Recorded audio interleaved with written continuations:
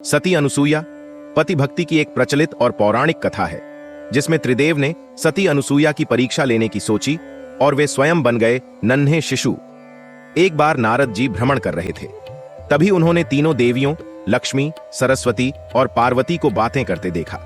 नारद जी उनके पास पहुंचे और उन्हें अत्रि महामुनि की पत्नी अनुसूया के असाधारण पतिव्रता होने के बारे में बताया। नारद जी बोले, उनके समान पवित्र और पतिव्रता तीनों लोकों में नहीं है। यह सुनकर तीनों देवियों के मन में अनुसूया के प्रति ईर्ष्या होने लगी। तीनों देवियों ने अपने पतियों को सती अनुसूया के सतीत्व को खंडित करने के लिए कहा। तीनों देवों ने उन्हें बहुत समझाया, पर वे मानी नहीं और बार बार आग्रह करने पर भगवान ब्रह्मा, विष्णु और महेश सती अनुसूया के सतीत्व और ब्रह्म शक्ति को परखने के लिए तैयार हो गए। एक दिन जब अत्रि ऋषि आश्रम से कहीं बाहर गए थे, तब ब्रह्मा, विष्णु और महेश तीनों ने सन्यासियों का भेष धारण किया और अत्रि ऋषि के आश्रम में जा पहुंचे और भिक्षा मांगने लगे। सती अनुसूया ने जैसे ही ऋषियों को देखा तो उनका उचित रूप से स्वागत सत्कार किया और उन्हें भोजन ग्रहण करने के लिए कहा। लेकिन सन्यासियों के भेष में त्रिमूर्तियों ने कहा, हे साध्वी, हम भोजन तभी ग्रहण करेंगे जब तुम निर्वस्त्र होकर भोजन परोसोगी। अनुसूया यह सुनकर असमंजस में पड़ गई कि इससे तो उनके सतीत्व के खंडित होने का डर है। उन्होंने मन ही मन अत्रि का स्मरण किया और अपनी दिव्य शक्ति से उन्हें पता चल गया कि यह सन्यासी और कोई नहीं बल्कि भगवान ब्रह्मा, विष्णु और महेश ही हैं। यह जानने के बाद माता अनुसूया मुस्कुराते हुए बोली, जैसी आपकी इच्छा। सती अनुसूया ने तीनों सन्यासियों पर जल छिड़ककर उन्हें 3 प्यारे शिशुओं के रूप में बदल दिया। सुंदर शिशु देखकर माता अनुसूया के हृदय में मातृत्व भाव उमड़ पड़ा। सती अनुसूया ने विवस्त्र होकर उन्हें स्तनपान कराया, दूध भात खिलाया और फिर बालक रूपी त्रिदेव ब्रह्मा, विष्णु और महेश गहरी नींद में सो गए। अनुसूया ने तीनों को झूले में सुलाकर कहा, तीनों लोकों पर शासन करने वाले त्रिमूर्ति आज मेरे शिशु बन गए और इससे ज्यादा मुझे क्या चाहिए। फिर वह मधुर कंठ से लोरी गाने लगी। इधर जब तीनों देवियों ने देखा कि हमारे पति अभी तक आए नहीं हैं, तो वे चिंतित हो गईं।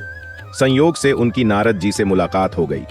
त्रिदेवियों ने उनसे अपने पतियों का पता पूछा तो नारद जी बोले कि वे तो महर्षि अत्रि के आश्रम में बालक बनकर खेल रहे हैं। उसी समय कहीं से एक सफेद बैल, एक विशाल गरुड़ और एक राजहंस कमल को चोंच में लिए हुए महर्षि अत्रि के आश्रम में आ पहुंचे। यह नजारा देखकर नारद जी, माता लक्ष्मी, माता सरस्वती और माता पार्वती भी आश्रम में आ पहुंचे। त्रिदेवियों ने अनुसूया से आश्रम में प्रवेश करने की आज्ञा मांगी। अनुसूया ने उनसे उनका परिचय पूछा। त्रिदेवियों ने कहा, माता जी, हम तो आपकी बहुएं हैं, आप हमें क्षमा कर दें और हमारे पतियों को लौटा दें। नारद ने विनय पूर्वक अनुसूया से कहा, हे माते, ये तीनों देवियां अपने पतियों से संबंधित प्राणियों को आपके द्वार पर देखकर यहाँ पर आई हैं। यह अपने पतियों को ढूंढ रही हैं। कृपया इनके पतियों को इन्हें सौंप दीजिए।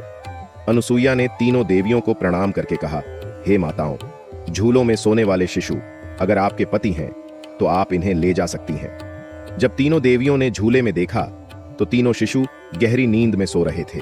तीनों देवियां शर्मिंदा होकर दूर जाकर खड़ी हो गईं। तीनों देवियों ने माता अनुसूया से क्षमा मांगी और यह सच भी बताया कि उन्होंने ही तीनों देवताओं को उनकी परीक्षा लेने के लिए भेजा था।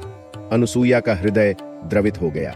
उन्होंने बालक रूपी त्रिदेवों पर जल छिड़ककर उन्हें उनका पूर्व रूप प्रदान किया और उन त्रिदेवों की पूजा स्तुति की। तीनों देव सती अनुसूया से प्रसन्न होकर बोले, हे देवी अनुसूया, वरदान मांगो। त्रिदेव की बात सुन अनुसूया बोली, हे प्रभु, मैं बस यही वरदान चाहती हूँ कि आप तीनों मेरी कोख से जन्म लें। बस मुझे यही वरदान चाहिए। और बाद में वरदान के फल स्वरूप माता अनुसूया के गर्भ से दत्तात्रेय के रूप में भगवान विष्णु, चंद्रमा के रूप में भगवान ब्रह्मा तथा दुर्वासा के रूप में भगवान शिव का जन्म हुआ। इसी तरह और वीडियो देखने के लिए हमारे चैनल को लाइक और सब्सक्राइब जरूर करें। धन्यवाद।